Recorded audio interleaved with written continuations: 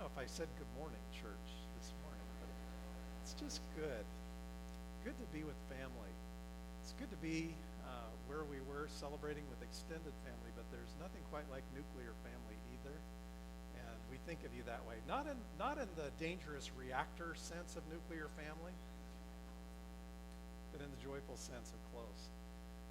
So good.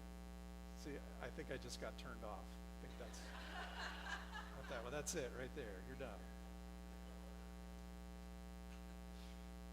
I'd like to invite you to turn with the Bible to Exodus chapter 3. Exodus chapter 3. The word go is such an important word all throughout Scripture. If you start in Genesis, there it is. God says to Abraham, go, and I will show you a land. He doesn't tell him where he's going. You need to leave Ur of the Chaldees, where you're a fat cat in the big city. And I'm going to tell you to go, leave your comfort, leave your securities, and see what I have for you. God tells Joshua, go and take possession of the land. God tells David, go and defeat the enemy. God tells Gideon, go and rescue my people. God says to Nehemiah, go, rebuild the walls. He says to Jeremiah, go, prophesy, and teach my word to my people. And of course, into the New Testament, Jesus' great commission, go and make disciples of all people. Go into all the world, into your Jerusalem, into your Judea and Samaria, and be my witnesses. Go. The question is, are we ready when God says go to simply be obedient, to let go of our fat cat positions and go? I want to invite you to stand with me as you're able. And what we're reading is God saying to Moses, go. I want to invite you to contrast Moses' response to these words with God's continued call over him. The Lord says, I have indeed seen the misery of my people in Egypt. Aren't you glad that whatever your misery is, God sees it? I've heard them crying out. Aren't you glad that whatever the cry of your heart is today, God hears it? I've heard them crying out because of their slave drivers. And if there was ever bondage, lack of freedom, and injustice in this world, it's not only in Egypt, it's here. And I am concerned about their suffering. Aren't you glad that God not only takes note of it, but that his heart is concerned? So here's what. I've come down to rescue them from the hand of the Egyptians and to bring them out of that land into a good, spacious land flowing with milk and honey, the home of the Canaanites, Hittites, Amorites, Perizzites, Hivitites, and Jebusites, and all kinds of ites that you're going to find throughout the rest of the Old Testament that are in the way. And Moses must be so happy to hear this as he's standing before the burning bush, that God's going to do something about this thing that he was so worried about 40 years earlier in his life. Isn't it good news that God is going to come down? But then, now the cry of the Israelites has reached me, and I have seen the way the Egyptians are oppressing them. So now go. Do you think Moses was surprised to hear that? Lord, I thought you had this. You go. Moses, you've seen it. I know you have. You were so burdened by it. You even murdered a slave lord, abusing one of the Hebrews. I'm sending you to Pharaoh to bring my people, the Israelites, out of Egypt. But, enough said. Moses said to God, who am I that I should go to Pharaoh and bring the Israelites out of Egypt? And God said, I will be with you. And this will be the sign to you that it is I who have sent you. When you have brought the people out of Egypt, you will worship God on this mountain. how we look forward to the day of worship. And in the meantime, may we be faithful. Amen? Please be seated. Do you remember when Moses got to worship on that mountain? Come on, all you Old Testament scholars. Of course you do. Moses is going to meet him on the same mountain, Mount Sinai. And he's actually going to hear from God face to face, and there's this glory that's indescribable. And he's going to begin this process of truly leading these people spiritually. Teresa and I had the privilege, I don't know how many years ago now, 4, I guess, 3, 2? No, 3. It's got to be 3. Can we go for 3? Is it just 2 years ago? To go up to Mount Sinai, which was an unforgettable experience. Really, it's traditional Mount Sinai. They know exactly where Mount Sinai was, just so you know. Out there in the Sinai Peninsula, which is nothing out there. They know exactly where it is, don't you know? In fact, they built a monastery at the foot of it. And this is the bush that Moses saw. It's still growing. Did you know that? If you didn't know that, all that you have to do is buy a ticket, fly halfway around the world, and pay the admission into St. Anne's Cathedral, and boom, there it is. You can go see it. Aren't you glad to know? If only history really worked that way.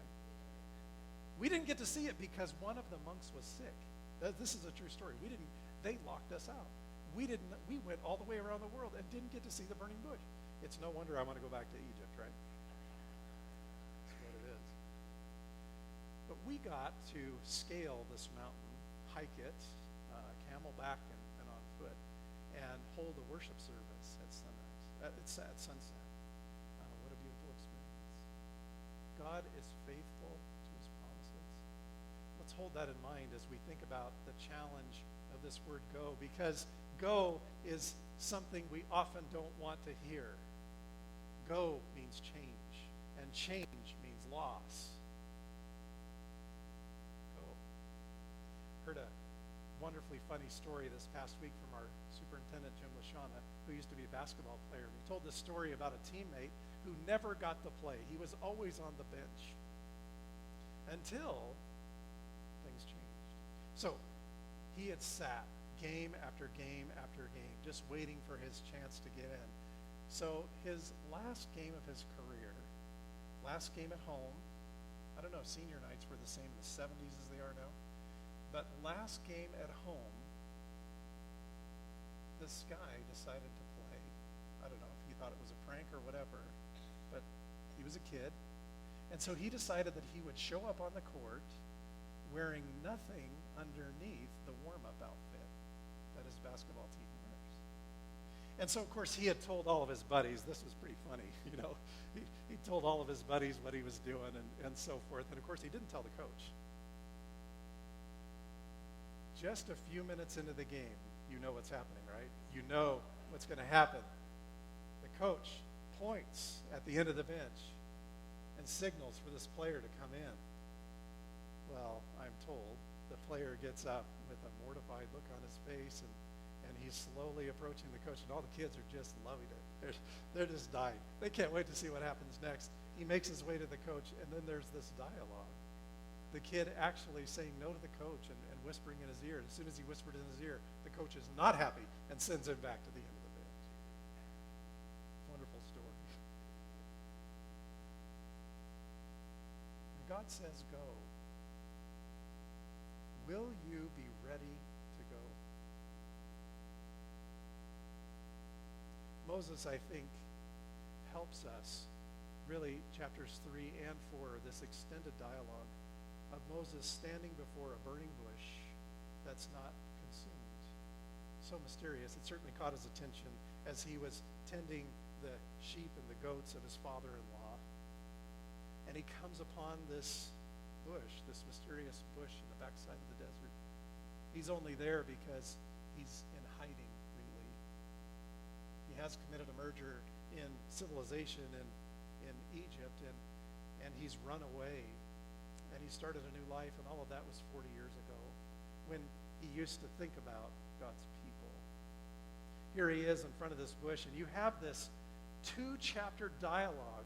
It's kind of silly when you think about it, that any of us as mere humans would stand before the God of all eternity and argue with him. but we all do it, don't we? Standing before the, can you imagine seeing a burning bush? If you read this in the King James, it says that Moses walked up to it and said, "Whoa, freaketh me out." I mean, it's something really unusual. And he walks up to it, and yet, even though there's no doubt this is God, there's no doubt this is miraculous, he argues with them. He gives God no less than 5 objections as to why he cannot fulfill God's purpose for him. I love that the Bible keeps this stuff in there, because the Moses that's coming in like Exodus 20, when he is on the mountain and he gets the 10 Commandments, or all the way down to Exodus 40, all the way through, Moses is going to do some cool stuff, right? Wouldn't that be cool to raise a stick and watch the Red Sea part? Wouldn't that be cool? Or to see all of the plagues that happen. I mean, this guy, there's going to be some pretty huge fireworks in this guy's life. We might think of Moses as Charlton Heston, but I think they should have picked Martin Short, to be honest. I do. Because Moses, in his humanness, is wimpy. If you doubt it, read that. They at least could have picked someone with a speech impediment. And I'm totally serious about that, if they wanted to be true to a detail that they found in Scripture. Aaron should have been Charlton Heston. Just saying. Here are 5 reasons, 5 objections that Moses gives, and perhaps you can identify, like me, with every one of them. These are fears. The first fear is the fear of inadequacy. But Moses said to God in verse 11, "Who am I that I should go to Pharaoh and bring the Israelites out of Egypt?" There's a lot of reasons he might have said this. One, he's a wanted man. He has killed an Egyptian, and he is on the run. So who am I? I mean, as soon as I show up there, they're going to have my head. Who am I to do this? But there's a lot of other reasons too. Moses actually is kind of a misfit. Do you know that? He finds out around age 40 that he's not actually Egyptian, whether he suspected it or not. He realizes that he's not Egyptian. He's actually Hebrew by birth.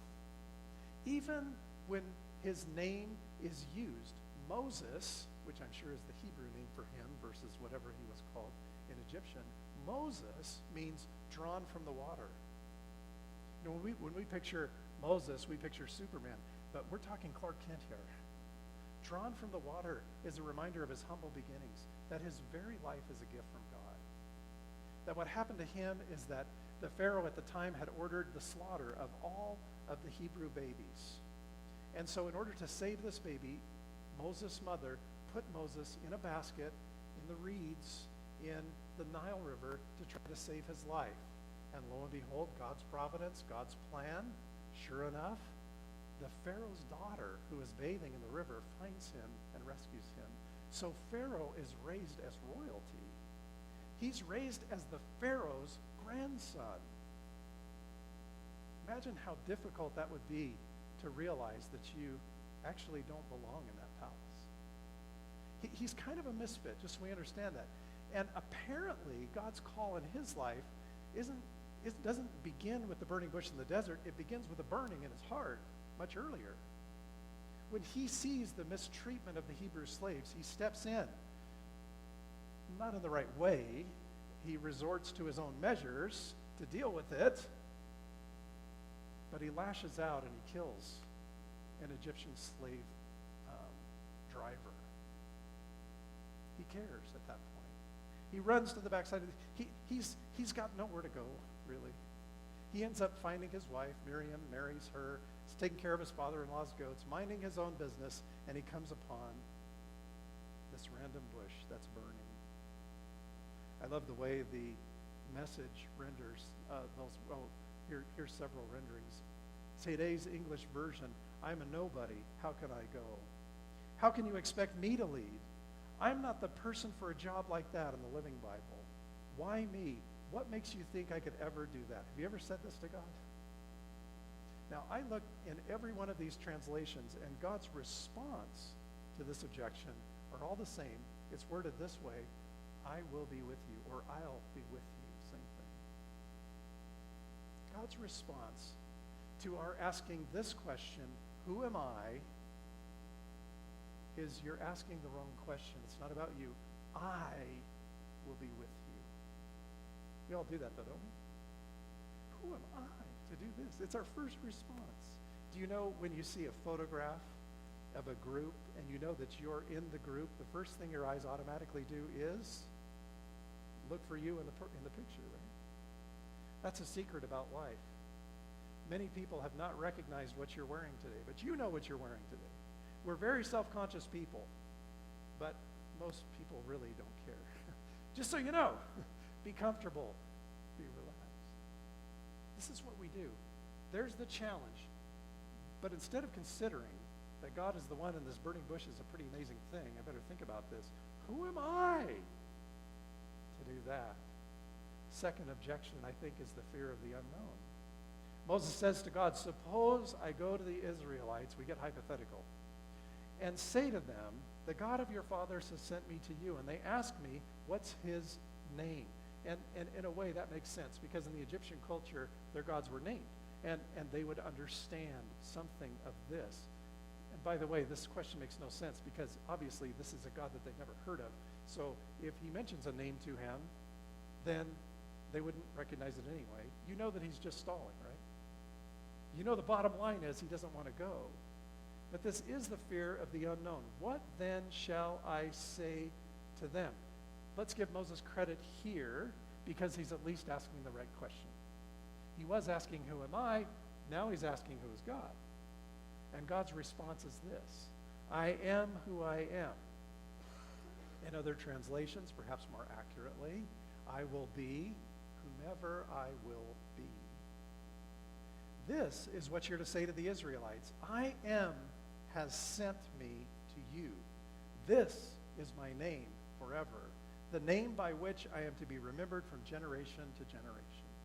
So the four letters that form this name for God, Yahweh, are so sacred that scribes historically wouldn't be willing to even write, well, they would write those, but when they would read that, they wouldn't even say it. They would just say the name as they came to it. Sacred. But do you realize that grammatically, in a sense, what God has given to Moses is a non-answer? He's really saying, I am who I am. Now go. Do you get it? It's in the context. I will be who I will be. In a sense, I like reading it that way, not just for the sense of the sacredness of the name. There is something in the name, I'll point it out. But it's the sense that you are not going to know me unless you know me relationally. Unless you go with me, I will be who I will be. I am who I am. If you want to find out Moses, let's go. I'm going to show you some things that I couldn't even begin to describe. Teresa and I are celebrating 30 years of marriage next month. And I couldn't begin to describe what marriage is like before I experienced any of it. Are you with me? I couldn't have had any idea. Knowing God is similar. It's experiential. It requires our commitment up front. It requires our obedience and our willingness when we're on the bench. God says, go. It's your time. You're not going to know anything about him unless you partner with him in doing his good work in this world. I've seen the misery. I've seen the bondage, and I am sending you. I think this name means a few things. I am who I am. I think it certainly means that God is real and present. He isn't just saying I was. Aren't you grateful? Even though our Northwestern Meeting of Friends is 128 years old, and even though Jim is almost half that age, even though God is real today, and I see him in you. Do you know this Superman Charlton Heston guy before us that just sang like Kenny Rogers, this last week removed a 4,000-pound root stump from this campus. The best part of the story is he did it by himself.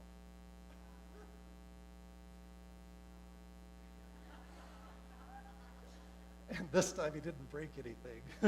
Oh, yes, he did. That's right. I forgot. You told me the story. He broke part of his trailer. Thank you for removing that for us. I'm not kidding. He has pictures. It's unbelievable that it's gone. Where's I going with that? I don't remember. God is with us now. God is present. God is real. God is present. Thank you very much. He must have been present with you to get that big job done. It's pretty amazing. It stumped me also. That's good. I like it. Wow. I'm not even going to go there. It means that God's eternal. I will be who I will be. It's this imperfect, mysterious tense. We don't know a lot, actually, about original Hebrew that is that old. It doesn't even have vowel point. But there's something about that. God's eternity. I will be who I will be. And it means that God doesn't change. I'm one way today and I'm going to be another way tomorrow. He's the same. And really, there is some incredible reassurance in God's answer. And we know that Jesus, do you want to hear more? Come to Sunday school today. How's that? I even brought pictures of Egypt with me for Sunday school today. So please come. We enjoy having you. Sorry, other class. It's plain unfair. Third fear, the fear of opposition. Moses answered, "What if they do not believe or listen to me?" You think that's possible? Trevor Rep was Moses. Pharaoh, not Moses. Thank you. Trevor Rep was Pharaoh at our vacation Bible school. You think Moses is going to find any opposition? I love Trevor's lines. No way. Forget it. He did a really good job, better than I am. Moses answered, "What if they don't believe me or listen to me and say, 'The Lord did not appear to you'?" In the Message version, they won't trust me. They won't listen to a word that I say. They're going to say, "God appeared to him? Hardly." I love that. Hardly. You know, if you don't want any opposition, don't do anything. I don't know what else to say. Moses is a leader. God's called him to an enormous task, and it's going to ruffle some feathers. Is Moses going to find opposition? He's not only going to find opposition from those who obviously don't want to give up their free labor force, but he's going to find opposition from his own people. These people, and I wonder which one was more painful. These people will pelt him with their doubts, with their hard questions, with their lack of faith. They will not trust Moses. Bottom line, they will not trust God's appointed leadership. They won't. And so I appreciate how the Message renders that across, because I really think that that's at the heart of this. Do you allow the fear of opposition to prevent you from doing something bold and difficult in this world? In a word, don't. God's response. His response is a little different here. Then the Lord said to him, "What's in your hand?" So we've kind of moved from who am I, who are you, who are they, but they're going to oppose me. And he says, "What's in your hand?" And he says, "A staff." What a staff is really important. It's a symbol of his identity. It's a symbol of his livelihood. It's shepherding, right? It's a symbol of his influence. These are really important things. And then God says, "Take that stick and throw it on the ground." Do you remember what happens? It becomes a serpent. It's alive. And then he picks it up again and it's a stick. What's that all about? Well, I don't think God's showing off. I think that there's something really cool to this. When you and I take the things that we grasp and hold on to for security, our income, our influence, our identity, when we take those things and we let them go, God can make them alive. There's nothing in my mind particularly different about the wood of that stick, except that it is entrusted into God's care, and God chooses it as his instrument to part a Red Sea, to turn water into blood, on and on and on. When we're willing to take what we have, even if it's little, and let it go, are we willing? This is why saying yes is so hard to do. But we won't know this until we put it down. We won't know God's blessing until we're willing to fully surrender and say, God, this is yours. You've told me to put this stick down, so I am putting this stick down because it's not me. My identity isn't you. It's not in my stuff. It's not in what people think of me of reputation or influence. It's not any of those things. It's not my talents. It's not my education. It's not my gifts. It's all about you. So I leave it in your care. 4, the fear of speaking. Do you ever give God this one? I gave God this one. Believe me. Moses said to the Lord, I've never been eloquent, neither in the past nor since you've spoken to your servant. I'm slow of speech and slow of tongue. There he goes looking to himself again. And I love God's response. The Lord said to him, who gave man his mouth? By the way, how does Moses know he's not a good speaker? I mean, who is his audience? His sheep? How does he know? I'm convinced we do not know until we try it. We don't know until we're obedient. We don't know until we're willing to put ourselves out there and put things down and walk forward. The Lord said to him, who gave man his mouth? Who makes him deaf or mute? Who gives him sight or makes him blind? Who drew you out of the water to begin with? My name isn't Moses, but it might as well be. My story is one of being pulled out of danger and set onto a rock of safety. That's my whole life. Who are you? Who are you to withhold your life? Who are you to withhold your identity? Who are you to withhold your influence? Who are you to withhold what I have blessed you with in terms of ability? I'm not. Who gives you your ability? Is it not I, the Lord? Oh, by the way, now go. You hear that through those chapters over and over and over. Now go, now go, now go. And he's so gentle with them. I will help you speak, and I will teach you what to say. That's hard for people like us who like to control everything. I will teach you. You need to let go. Trust me. And then finally, really, the fear of failure. Moses said, Lord, please send someone else to do it. And you know, for every other objection, God gives this patient response at this dialogue with these cold feet by a warm fire, this crazy picture. For every other objection, he gives a response. And here, it's as if Moses crosses a threshold. And God's response is, then the Lord became angry with Moses. If you want to hear more about that, you need to come to Sunday school.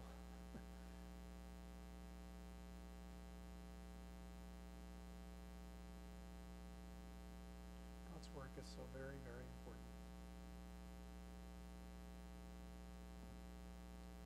There's a community all around us in need of the grace of Jesus Christ.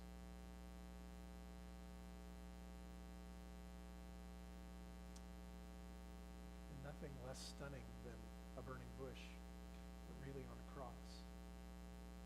God declares, I've seen the misery,